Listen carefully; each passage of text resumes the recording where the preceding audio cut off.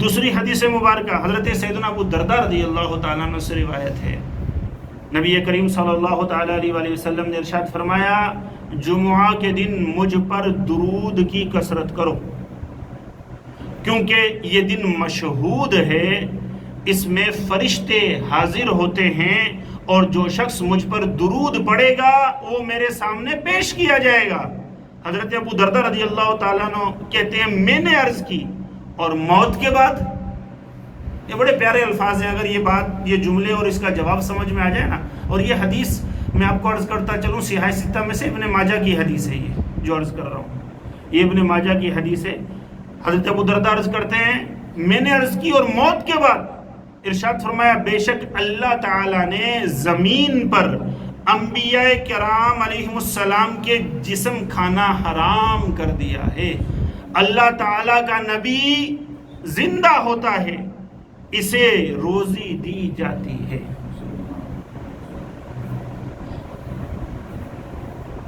تو اندازہ لگا لیجئے آج بھی درود پاک پڑھیں گے نا تو پھر مختلف روایتیں ہیں، اور یہ بھی آپ سن رہے ہیں کہ ہمارا درود پاک فرشتے لے جا کر رسول اللہ صلی اللہ تعالیٰ علیہ وآلہ وسلم کی بارگاہ میں پیش کرتے ہیں، اور مختلف اور بھی احادیث مبارکہ موجود ہیں درود پاک پیش کرنے کے حوالے سے کہ کس انداز میں پیش کیا جاتا ہے۔ ایک میں نے آپ کو عرض کر دیا، حضرت ابو لبابہ رضی اللہ تعالیٰ عنہ سے روایت،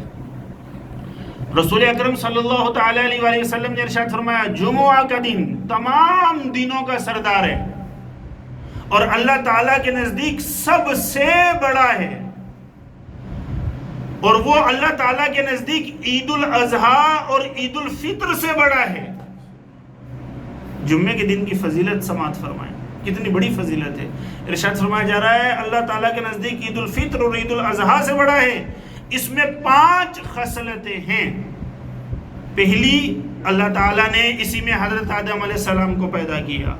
دوسری اسی میں انہیں زمین پر اتارا، تیسری اسی میں انہیں وفات دی،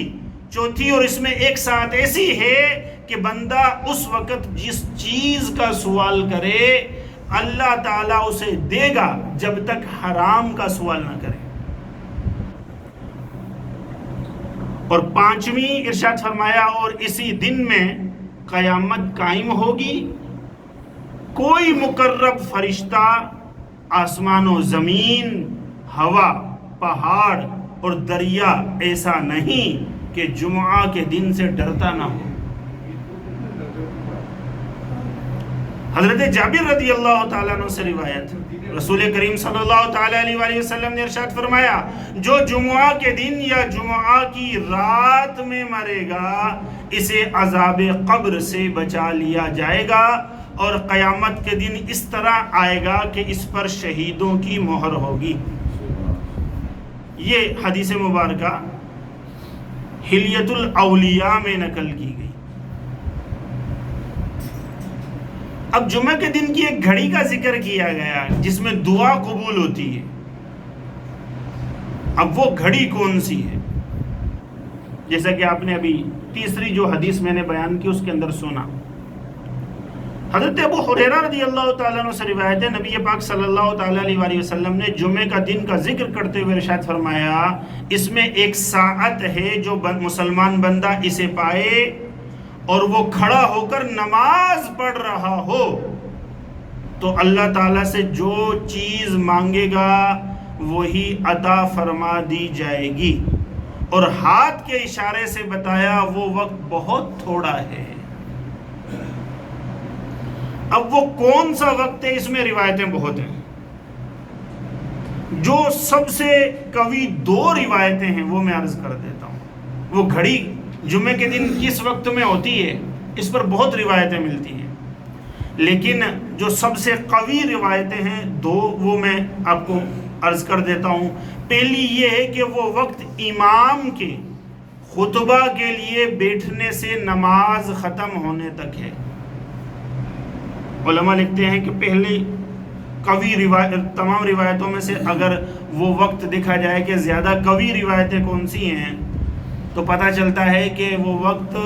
امام کے خطبہ کے لیے بیٹھنے سے نماز ختم ہونے تک ہے، پہلی چیز۔ دوسرا ارشاد فرمایا وہ جمعہ کی آخری ساعت ہے، جب جمعے کا دن ختم ہو رہا ہوتا ہے، سورج غروب ہونے کا جو وقت ہو رہا ہوتا ہے. جیسا کہ روایتوں میں بھی ملتا ہے کہ ہمارے کچھ بزرگ بیویاں وہ کنیزوں کو کھڑا کر دیا کرتی تھی باقاعدہ طور پر کہ جب سورج ڈوبنے لگے نا جمعے کے دن کا تو اس وقت بتا دینا، اور ذکر و اذکار کے اندر مشغول ہو جایا کرتی تھی. جب سورج غروب ہونے لگتا تھا اور انہیں بتایا جاتا تو اس وقت دعا کیا کرتی تھی